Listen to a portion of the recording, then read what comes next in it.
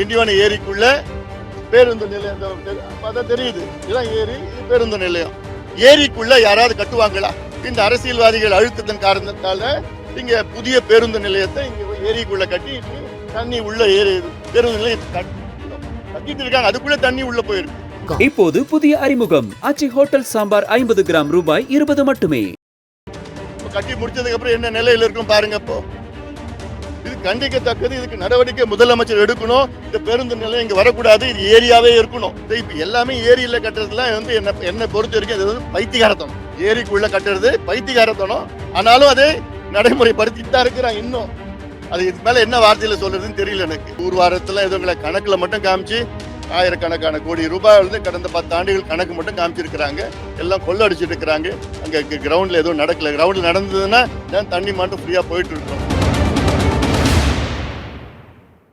சாத்தனூர் அணை திறந்து அதுல வந்து பாத்தீங்கன்னா 1,65,000 கன அடி நீர் வந்து சாத்தனூர் அணையிலிருந்து திறக்கப்பட்டு இருக்கிறது. 1,65,000 கன அடி வினாடிக்கு. அதனால இப்ப வந்து தென்பெண்ணை வந்து மிகப்பெரிய வெள்ளம் காடா மாறி இருக்கு. தென்பெண்ணை ஆற்றுப்படுகை பகுதியில கடலூர்ல பாத்தீங்கன்னா வெள்ளம்னா தென்பெண்ணையில. அதுல திருக்கோவிலூர் பகுதியில தேவனூர் ஊராட்சி, மானம்பூண்டி, அரங்கண்டன் நல்லூர் பேரூராட்சி, இந்த 3 ஊர்களும் வந்து துண்டிக்கப்பட்டு இருக்கிறது. காட்சிகள்லாம் எங்களுக்கு வந்திருக்கு. பாத்தீங்கன்னா அங்க 6 அடி உயரத்துல எல்லா வீட்லயும் தண்ணி இருக்கு.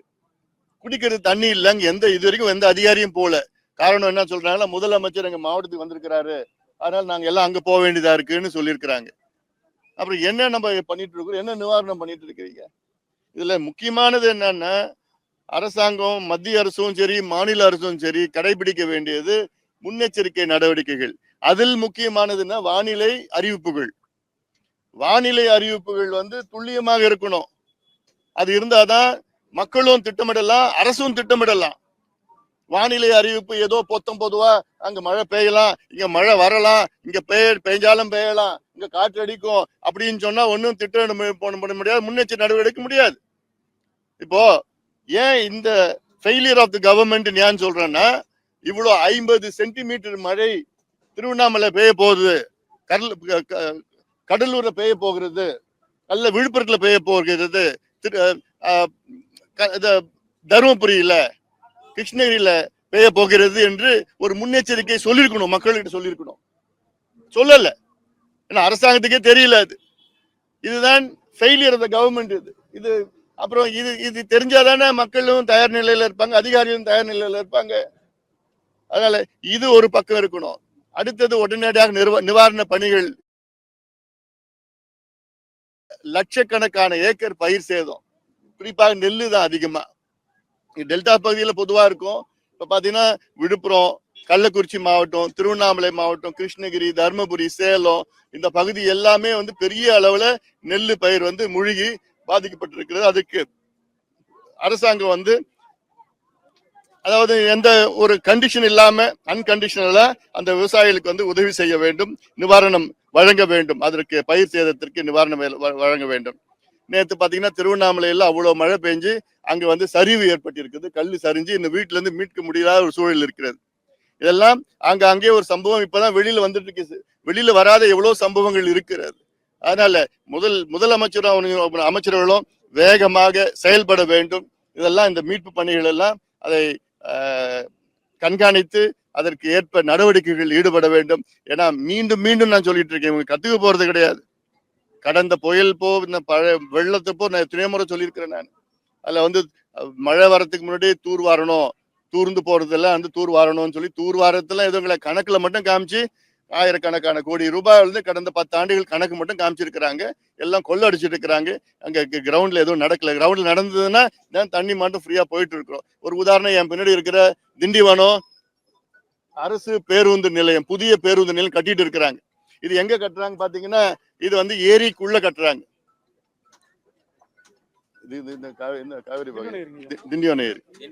திண்டிவன ஏரிக்குள்ள பேருந்து நிலையம் பார்த்தா தெரியுது. இதுதான் ஏரி, இது பேருந்து நிலையம்.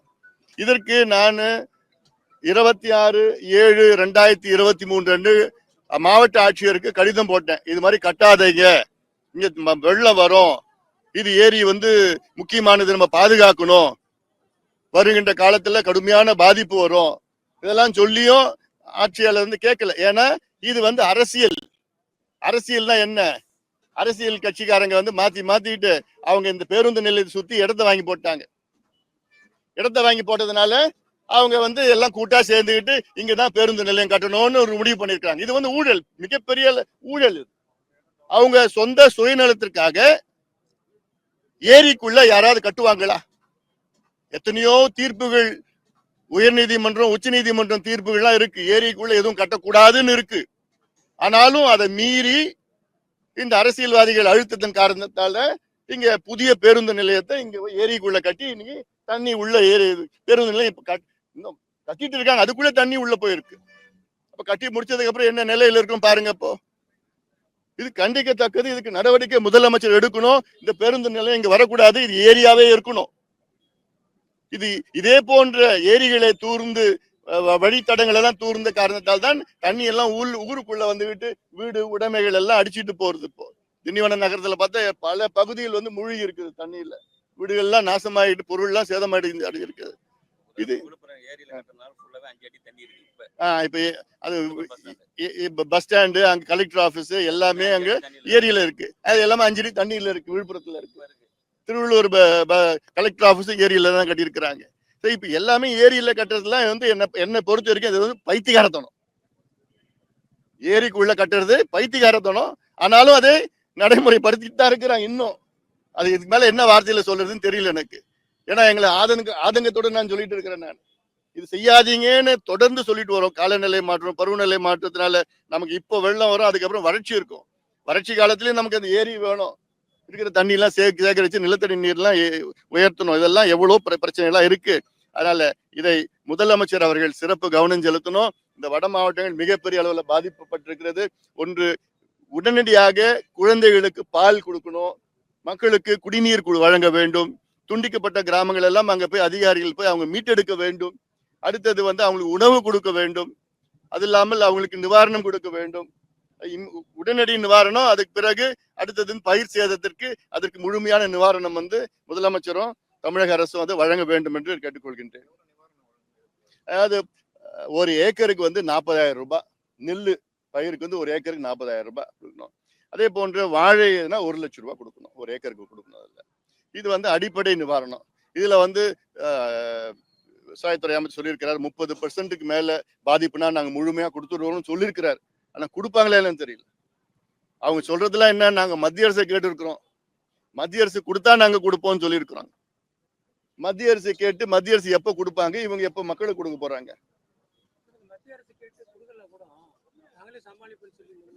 அப்படிதான் சொல்லணும், அப்பதான் இருக்கணும். ஏன்னா இங்க தமிழ்நாட்டுல பாத்தீங்கன்னா ஆண்டு பட்ஜெட் 4 லட்சம் கோடி, கிட்டத்தட்ட ஒரு 4 லட்சம் கோடி பட்ஜெட் போடுற தமிழக அரசு எல்லாத்துக்கும் மத்திய அரசு எதிர்பார்க்க சொல்லக்கூடாது. இங்கேயே வந்து அதற்கு தொடர்ச்சியா வரப்போகுது. இந்த புயல் இருக்கு, இன்னும் ஒரு புயல் கூட வந்தா வரலாம், இன்னும் 2 புயல் வந்தா வரலாம். ஏன்னா அடுத்தடுத்து புயல் வரதான் இருக்குது. காலநிலை மாற்றம், கிளைமேட் சேஞ்ச், குளோபல் வார்மிங்னால உலகம் முழுவதும் புயல்கள். இந்த புயல் பெங்கல் புயல் வந்து கொஞ்சம் சிறிய அளவு புயல்.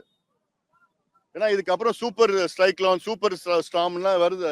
அது நல்ல வேலை அது வரல. அதனால இதுல வந்து மழை வந்திருக்கு, ஓரளவுக்கு எல்லா ஏரிகளும் நிரம்பி இருக்கு, அது ஒரு நல்லது நடந்திருக்கு. ஆனாலும் அதனால பாதிப்பு மக்களுக்கு ஏற்படுத்தாம பாத்துக்கணும். அதற்கு நான் நடவடிக்கை எடுக்க வேண்டும். வேற ஏதாவது இருக்கா, கேள்விகள் இருக்கா? இப்போது புதிய அறிமுகம் ஆச்சி ஹோட்டல் சாம்பார் 50 கிராம் ரூபாய் 20 மட்டுமே.